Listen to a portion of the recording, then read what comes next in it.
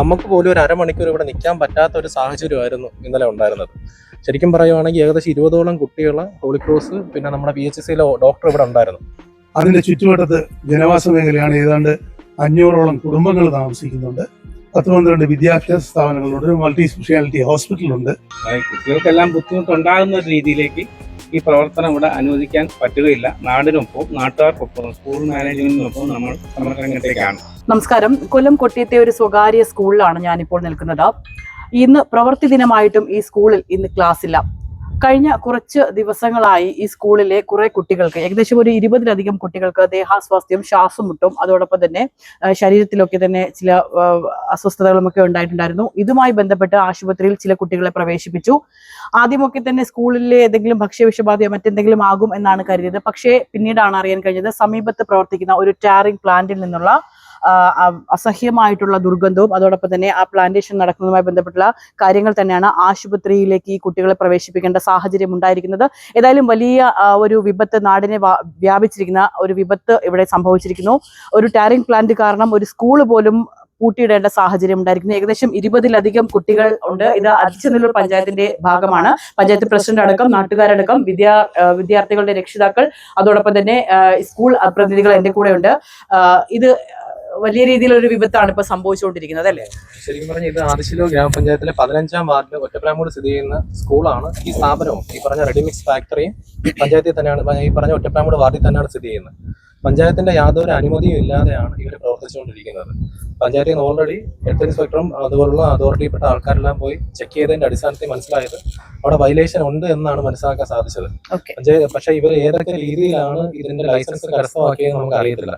നാളിതുവരെയായിട്ട് പഞ്ചായത്തിൽ ഇവർ വന്നിട്ടുമില്ല. Panchayat documents panchayat submit ചെയ്തിട്ടുണ്ട്, അല്ലാതെ പഞ്ചായത്തിൽ നിന്ന് യാതൊരു അപ്രൂവൽ ഇവർ കൊടുത്തിട്ടില്ല. പക്ഷേ ഇന്നലെ വളരെ വിഷമകരമായിട്ടുള്ള ഒരു കാര്യമാണ് ഇന്നലെ സംഭവിച്ചത്. ഏകദേശം 20ഓളം കുട്ടികൾ, ഈ സ്കൂളിലുള്ള 20ഓളം കുട്ടികളാണ് ഇന്നലെ ഹോസ്പിറ്റലിലായത്. ഇന്നലെ ഉച്ചയ്ക്ക് ഏകദേശം 12 മണി മുതൽ 5 മണി വരെ പഞ്ചായത്ത് പ്രസിഡന്റും മെമ്പർമാരും അടക്കം എല്ലാവരും, പഞ്ചായത്ത് സന്നദ്ധ സംഘടനപ്പെട്ട ആൾക്കാരെല്ലാവരും ഇവിടെ ഉണ്ടായിരുന്നു. അപ്പം നമുക്ക് പോലും ഒരു അരമണിക്കൂർ ഇവിടെ നിൽക്കാൻ പറ്റാത്ത ഒരു സാഹചര്യമായിരുന്നു ഇന്നലെ ഉണ്ടായിരുന്നത്. ശരിക്കും പറയുവാണെങ്കിൽ ഏകദേശം 20ഓളം കുട്ടികൾ ഹോളി ക്രോസ് പിന്നെ നമ്മുടെ PHCയിലെ ഡോക്ടർ ഇവിടെ ഉണ്ടായിരുന്നു. ഇവിടെ വന്നത് പ്രകാരം മനസ്സിലായത് നല്ല പുകയുണ്ട്, കുഞ്ഞുങ്ങൾ കണ്ണരിച്ചിൽ, സ്കിൻ ഡിസീസസ്, ഒപ്പം തന്നെ ശ്വാസമുട്ട് അതുപോലുള്ള ബുദ്ധിമുട്ടുകളൊക്കെ മനസ്സിലായിട്ടുണ്ട്. അപ്പോൾ അതിന്റെ അടിസ്ഥാനത്തിൽ ഇന്നലെ തന്നെ റെഡിമിക്സിന്റെ അതോറിറ്റിപ്പെട്ട ആൾക്കാരെ വിളിച്ചായിരുന്നു. അപ്പോൾ അദ്ദേഹം അവരുടെ ഓണറിനോട് സംസാരിച്ചിട്ട് ഇന്ന് അറിയിക്കാമെന്ന് പറഞ്ഞതാണ്. പക്ഷേ ഈ നിമിഷം വരെ അദ്ദേഹത്തിന്റെ ഭാഗത്തു നിന്ന് യാതൊരു റിപ്ലൈ നമുക്ക് കിട്ടിയിട്ടില്ല.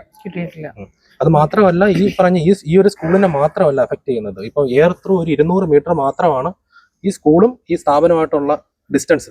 ഈ പ്ലാന്റേഷന് അനുമതി ലഭിച്ചിട്ടില്ല. പഞ്ചായത്തിന്റേത് വിധ യാതൊരു അനുമതിയും കൊടുത്തില്ല. ഇവർ K-SWIFT പ്രകാരം, നമ്മുടെ സംസ്ഥാന വ്യവസായ സൗഹൃദമാക്കുന്നതിന്റെ അടിസ്ഥാനത്തിൽ K-SWIFT പ്രകാരം ഇവർ ലൈസൻസ് സ്വന്തമാക്കിയിട്ടുണ്ട്.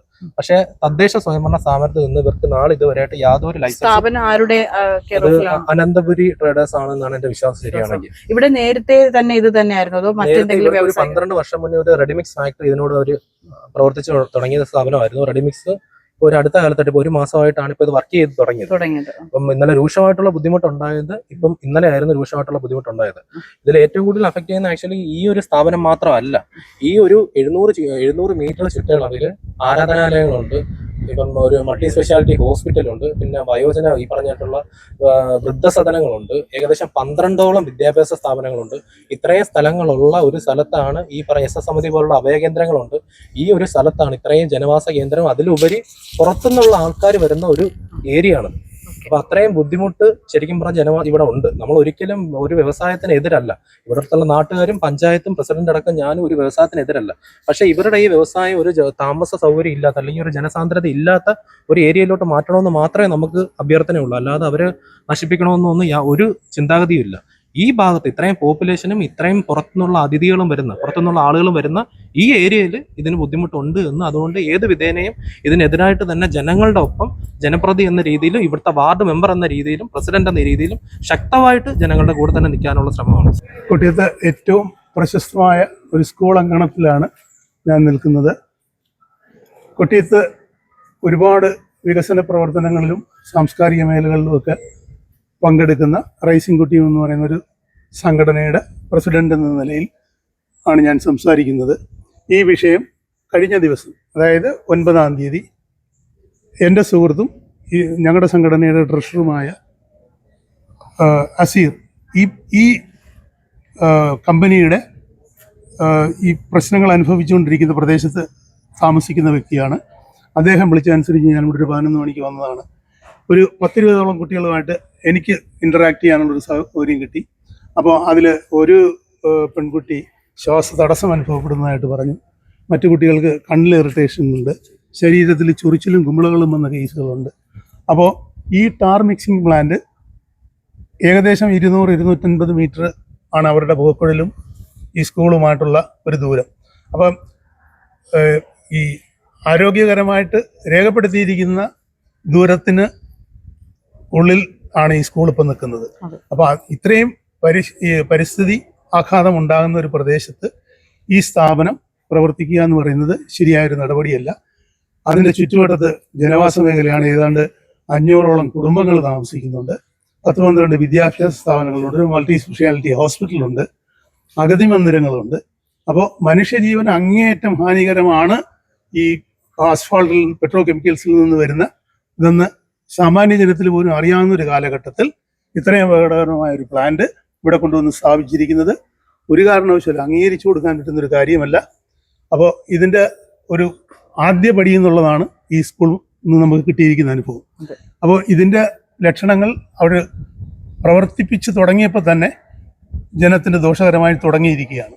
അത്തരത്തിലുള്ള ഒരു സ്ഥാപനം ഇവിടെ തുടരുന്നതിനോട് ശക്തമായ വിയോജിപ്പുണ്ട്. സാധാരണക്കാരായ ആളുകളൊക്കെയാണ് ഇവിടെ താമസിക്കുന്നത് അല്ലേ? അപ്പോൾ അതുകൊണ്ട് തന്നെ അവർക്കൊന്നും ഇതിനെ പ്രതിരോധിക്കാൻ പറ്റാത്തൊരവസ്ഥയുണ്ടല്ലോ. ആ ഫാക്ടറിയുടെ ചുറ്റുവട്ടത്ത് വളരെ സാധാരണക്കാരായ മനുഷ്യരുണ്ട്. കാരണം ഇപ്പൊ നമ്മൾ ശബ്ദമില്ലാത്തവരുടെ ശബ്ദം എന്നൊക്കെ പറയുന്ന കണക്ക് പ്രതികരിക്കാൻ ശേഷിയില്ലാത്ത കുറെ ജനമുണ്ട്. ശക്തമായിട്ട് ജനങ്ങൾ താമസിക്കുന്ന മേഖലയാണ്.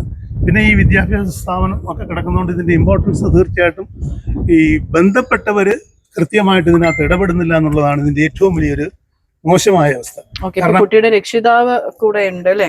അപ്പം എങ്ങനെയാണ് നമ്മുടെ കുട്ടിക്കും ശരിക്കും പറഞ്ഞാൽ കുട്ടി മാത്രമല്ല നിരവധി കുട്ടികൾ പഠിക്കുന്ന ഒരു സ്ഥാപനമാണ്, എന്താണ് പറയാനുള്ളത്? ഒട്ടനേകം കുട്ടികൾ നമ്മുടെ സമീപ പ്രദേശങ്ങളിൽ നിന്നെല്ലാം അവിടെ പഠിക്കുന്നുണ്ട്.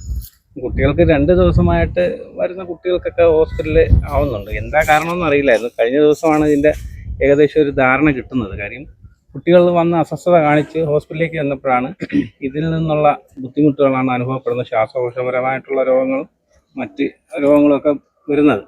ഇതിപ്പോൾ അന്വേഷിച്ചപ്പോഴത്തേക്ക് പൊതുവിൽ പഞ്ചായത്തിൽ നിന്ന് ലൈസൻസ് ഒന്നും കൊടുത്തിട്ടില്ല. ഒരു പഞ്ചായത്ത് മെമ്പർ കൂടിയാണ് ഞാൻ.